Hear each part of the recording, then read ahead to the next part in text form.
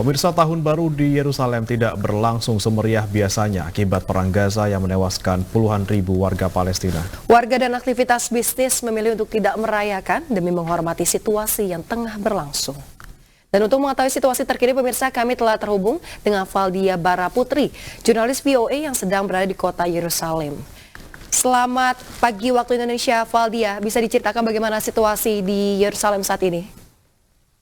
Selamat malam waktu Yerusalem, saat ini 30 menit menuju tahun baru di waktu setempat di Yerusalem. Seperti yang Anda sampaikan tadi, tidak ada kemeriahan tahun baru seperti biasanya atau seperti tahun-tahun sebelumnya di Yerusalem. Saat ini saya berada di kota tua atau Old City Yerusalem, di mana warga setempat mengatakan kepada saya bahwa di sini terdapat ratusan bahkan ribuan orang yang berlalu lalang sejak Natal hingga 10 hari setelah tahun baru.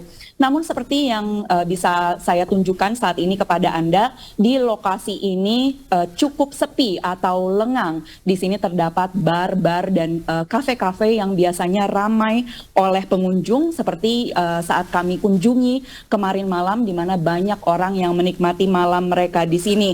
Namun bisnis-bisnis di sini justru tutup lebih awal di malam tahun baru. Tidak jauh dari lokasi ini juga terdapat sebuah gereja yang sangat populer bernama Gereja Notre Dame yang biasanya memasang kembang api di malam tahun baru, namun untuk saat ini tidak ada kemeriahan seperti itu.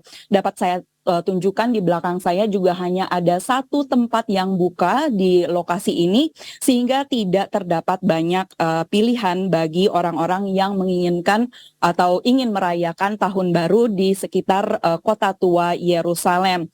Turisme di Bethlehem juga sudah sepi, sudah cukup sepi sejak pecahnya perang di Oktober lalu. Selain itu, menurut pemilik bisnis, keberadaan atau dominasi dari pihak keamanan baik polisi maupun militer Israel yang berjaga di kota ini terutama pada siang hari membuat turis-turis tidak merasa terlalu diterima di sini. Selain itu, terdapat restoran yang kami kunjungi yang hanya merayakan atau mengadakan makan malam yang tidak seperti biasanya pada tahun baru, karena mereka merasa bahwa korban yang berjatuhan di Gaza membuat mereka merasa tertekan.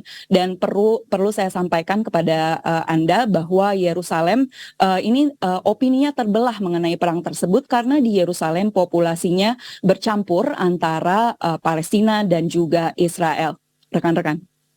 Valdia, kalau Anda bilang tadi bahwa memang masyarakat di Yerusalem ini terpecah gitu ya antara pro dan kontra dengan Israel maupun Palestina, apakah memang sepinya suasana tahun baru di tempat Anda melaporkan ini sama juga dirasakan di bagian-bagian lain di Yerusalem? Ya, sepinya tahun baru di Yerusalem ini terbelah begitu.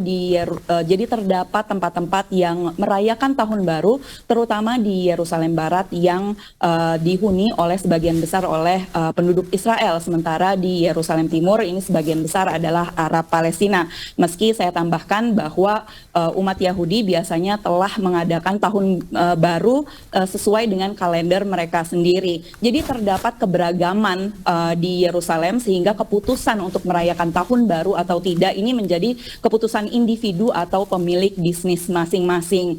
Jadi seperti yang bisa saya sampaikan bahwa Yerusalem ini merupakan kota yang cukup politis begitu, sehingga opini di sini beragam, karena Yerusalem ini merupakan kota yang sejak dulu menjadi isu bagi Israel dan Palestina.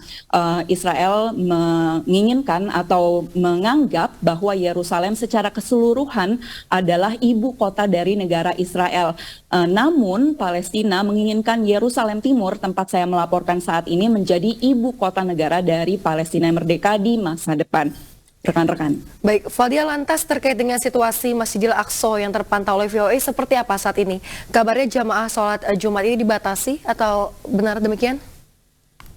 Benar demikian, sudah beberapa minggu sholat Jumat di masjid atau kompleks Masjid Al-Aqsa ini dibatasi. Kami sempat melaporkan sholat Jumat pada Jumat minggu ini di depan kota tua atau Old City yang menjadi gerbang untuk menuju ke kompleks Masjid Al-Aqsa. Di depan atau di area ini banyak sekali pengamanan dari pihak Israel, baik militer maupun polisi yang bisa menerima orang-orang yang akan masuk ke kompleks Masjid Al-Aqsa atau menolak mereka.